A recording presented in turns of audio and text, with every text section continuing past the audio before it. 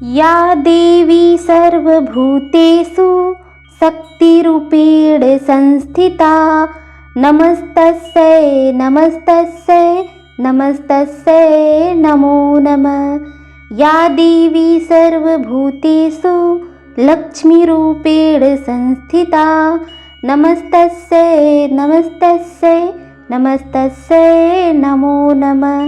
या देवी सर्वभूतेषु तुष्टिरूपेण संस्थिता नमस्तस्यै नमस्तस्यै नमस्तस्यै नमो नमः।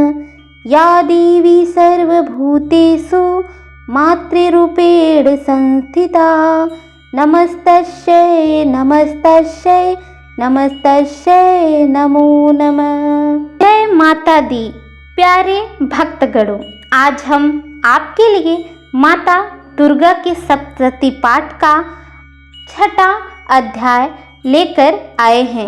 आज हम आपको 6वां, 7वां और 8वें अध्याय का वर्णन सुनाएंगे।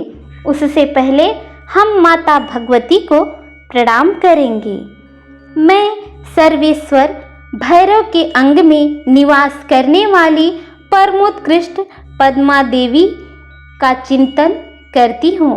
वे नागराज के आसन पर बैठी है। नागों के फनों से सुशोभित होने वाली मणियों की विशाल माला से उनकी देहलता उद्भासित हो रही है। सूर्य के समान उनका तेज है।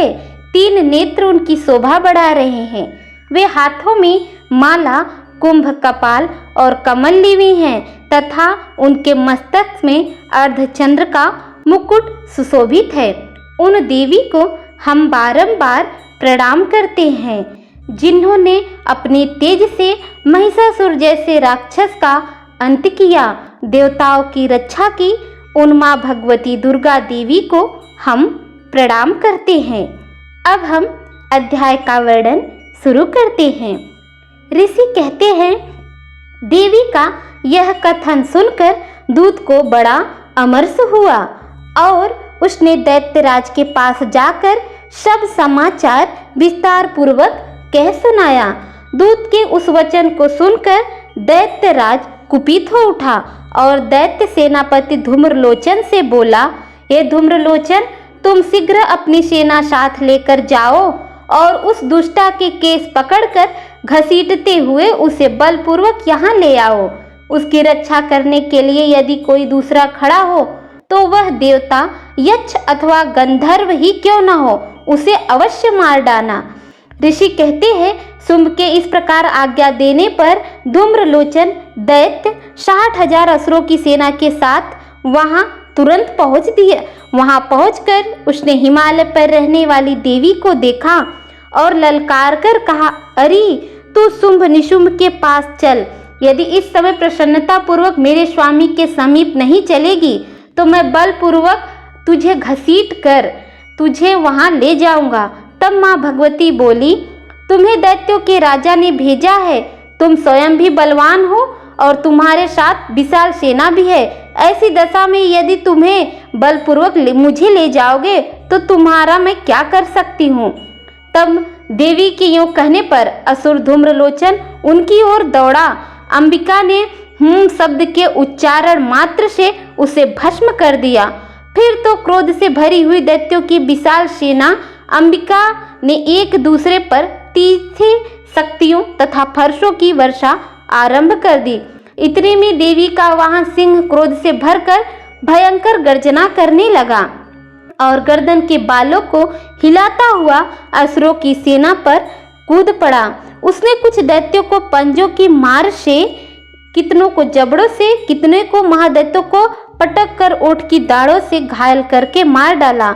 उस सिंह ने अपने नखों से कितनों के पेट फाड़ डाले, थप्पड़ मारकर कितनों के सिर धड़ से अलग कर दिए। शुंभ ने जब सुना कि देवी की धूम्रलोचन असुर को मार डाला तथा उसके सिंह ने सारी सेना का सफाया कर डाला, तब उस दैत्यराज को बड़ा क्रोध हुआ। उसका ओठ कांपने लगा। उसने चंड और मुंड नामक 2 महादैत्यों को आज्ञा दी, हे चंड और मुंड, तुम लोग बहुत बड़ी सेना लेकर वहां जाओ। उस देवी के बाल पकड़कर अथवा उसे बांधकर शीघ्र यहाँ ले आओ। यदि इस प्रकार उसका लाने में संदेह हो तुम्हें, तो युद्ध में सब प्रकार के अस्त्र शस्त्रों तथा समस्त आसुरी सेना का प्रयोग करके उसकी हत्या कर डालना। उस दुष्टा की हत्या होने तथा सिंह के भी मर जाने पर उस अंबिका को बांध कर साथ ले शीघ्र ही लौट आना। मैं तब इस प्रकार कहने पर शुंभ की आज्ञा से चंडमुंड दैत्य चतुरंगड़ी सेना के साथ अस्त्र शस्त्रों से सुसज्जित हो वहां पहुंच गए। गिरिराज हिमालय के सुवर्ण ऊंचे शिखर पर पहुंचकर उन्होंने सिंह पर बैठी देवी को देखा, जो मंद मंद मुस्कुरा रही थी। उन्हें देखकर दैत्य लोग तत्परता से पकड़ने का उद्योग करने लगे। किसी ने धनुष तान लिया, किसी ने तलवार संभाली और देवी के पास आकर कुछ लोग खड़े हो गए। तब अंबिका ने उन शत्रुओं के प्रति बड़ा क्रोध किया। उस समय क्रोध के कारण उनका मुख काला पड़ गया, ललाटे भवें टेढ़ी हो गई और वहां से तुरंत विकराल मुखी काली प्रकट हुई, जो तलवार और पाश लिए हुए थी। वे विचित्र खड्गवार धारण किए और चीते की चर्म की साड़ी पहने नर मुंडों की माला से विभूषित थी। उनकी हड्डियों का ढांचा था उनके गले में, जिससे वे अत्यंत भयंकर जान पड़ती थी। उनका चेहरा बहुत ही डरावना प्रतीत हो रहा था। वे अपनी भयंकर गर्जना से संपूर्ण दिशाओं को गुजार रही थी। जो देवी अभी मंद मंद मुस्कुरा रही थी, वे अभी काले जान पड़ती थी। इस प्रकार घोड़े, रथ, सारथी के साथ सभी राक्षसों के साथ महादेवी का बहुत ही भयंकर युद्ध शुरू हो गया और माँ देवी ने सभी को अपने रूप में चबा चबा कर मार रही थी। भयानक मौत, किसी के बाल पकड़ लेती, किसी का गला दबा देती, किसी को पैरों से कुचल देती, किसी के छाती में धक्के मारकर उसे मार डालती। असुर दांतों के अग्रभाग से कुचले जाकर मृत्यु को प्राप्त हुए। इस प्रकार देवी ने असुरों की उस सारी सेना को क्षण भर में ही मार गिराया। यह देख चंडून अत्यंत भयानक काली देवी की ओर दौड़ा तथा महादैत्य मुंड ने भी अत्यंत भयंकर बाणों की वर्षा से तथा हजारों बार चलाए हुए चक्रों से उन भयानक नेत्रों वाली देवी को आच्छादित कर दिया। वे अनेकों चक्र देवी के मुख में समाते हुए ऐसे जान पड़े मानो सूर्य के बहुतेरे मंडल बादलों के उदर में प्रवेश कर रहे हों।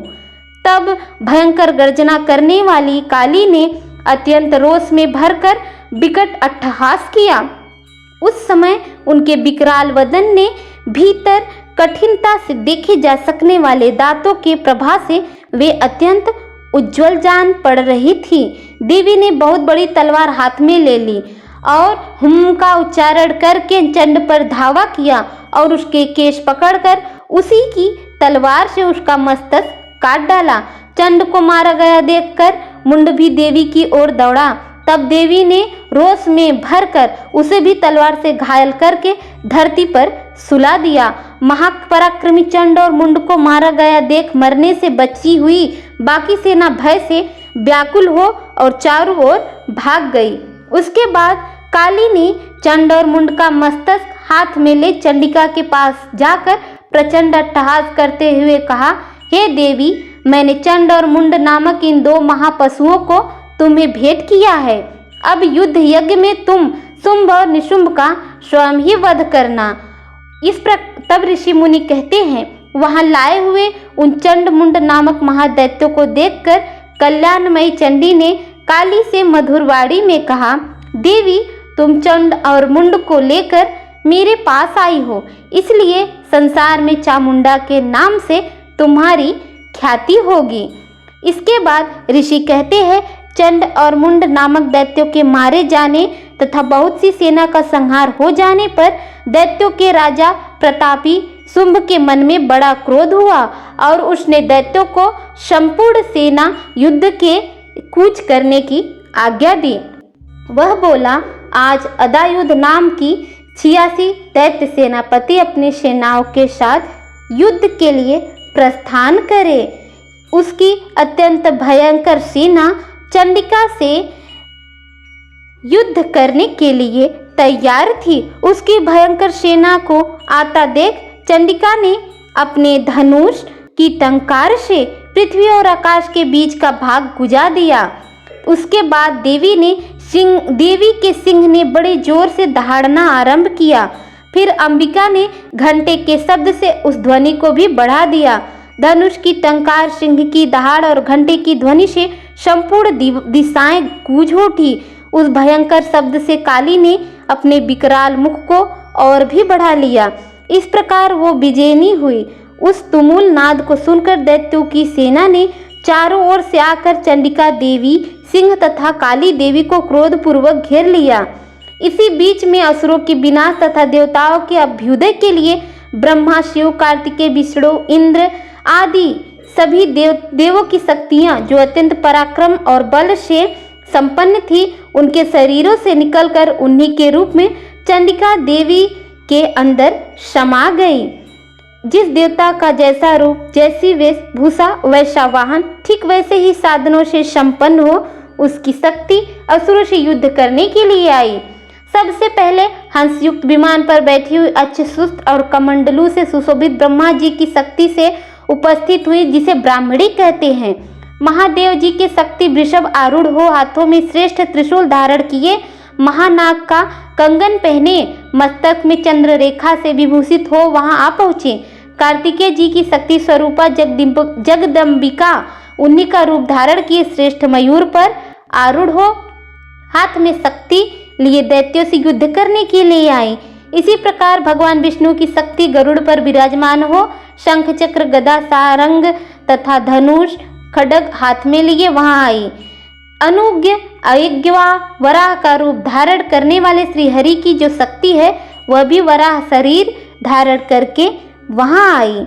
इंद्र की शक्ति वज्र हाथ में लिए गजराज ऐरावत पर बैठी आई। उसके भी सहस्त्र नेत्र थे। इंद्र का जैसा रूप है वैसा भी उसका भी रूप था। उसके बाद उन देव शक्तियों से घिरे हुए महादेव जी ने चंडिका से कहा, मेरी प्रसन्नता के लिए तुम शीघ्र ही इन असुरों का संहार करो। तब देवी के शरीर से अत्यंत भयानक और परम उग्र चंडिका शक्ति प्रकट हुई, जो सैकड़ों गीदड़ियों की भांति आवाज करने लगने वाली थी। उस अपराजिता देवी ने धूमिल जटा वाले महादेव जी से कहा, भगवान आप शुंभ निशुंभ के पास दूत बनकर जाइए और उन अत्यंत गर्वीले दानव शुंभ एवं निशुंभ दोनों से कहिए कि साथ ही उनके अतिरिक्त जो भी दानव युद्ध के लिए वहां उपस्थित है उनको भी यह संदेश दीजिए, यदि तुम दैत्यों जीवित रहना चाहते हो तो पाताल को लौट जाओ, इंद्र को त्रिलोक का राज्य मिल जाए और देवता यज्ञ भाग का उपभोग करे। यदि बल के घमंड में आकर तुम युद्ध की अभिलाषा रखते हो तो जाओ, मेरी सीमाएं तुम्हारे कच्चे मांस से तृप्त हो, आओ मैं तुम्हें मार डालूं। उस देवी ने भगवान शिव को दूत कार्य में नियुक्त किया था, इसलिए वह शिवदूती के नाम से संसार में विख्यात हुई। वे महादैत्य भी भगवान शिव के मुंह से देवी के वचन सुनकर क्रोध से भर गए और जहां कात्यायनी विराजमान थी उस ओर बढ़े। तदंतर वे दैत्य अमरश में भरकर पहले ही देवी के ऊपर बाढ़, शक्ति आदि अस्त्रों से वृष्टि करने लगे। तब देवी ने भी खेल खेल में धनुष की टंकार की और उससे छोड़े हुए बड़े बड़े बाणों द्वारा दैत्यों के चलाए हुए बाण शूल शक्ति और फरसों को काट डाला। वराह शक्ति ने कितनों को अपनी धुथुन से मार नष्ट किया, दाढ़ों के अग्रभाग से कितनों की छाती छेद डाली तथा कितने ही दैत्य उसके चक्र की चोट से विदीर्ण हो गए। नारसिंगी भी दूसरे दैत्यों को अपने नखों से विदीर्ण करके खाती। कितने ही असुर शिवदूती के प्रचंड अट्टहास से अत्यंत भयभीत हो पृथ्वी पर गिर पड़े। गिरने पर उन्हें शिवदूती ने उस समय अपना ग्रास बना लिया। इस प्रकार क्रोध में भरे हुए मातृगणों को नाना प्रकार के उपायों से बड़े बड़े असुरों का मर्दन करते देख दैत्य सैनिक भाग खड़े हुए। मातृगणों से पीड़ित दैत्यों के युद्ध में भागते देख रक्त बीज नामक महादैत्य क्रोध से भरकर युद्ध करने के लिए आया। उसके शरीर से जब रक्त बह रहा था तो उसका शरीर पृथ्वी को भिगो रहा था।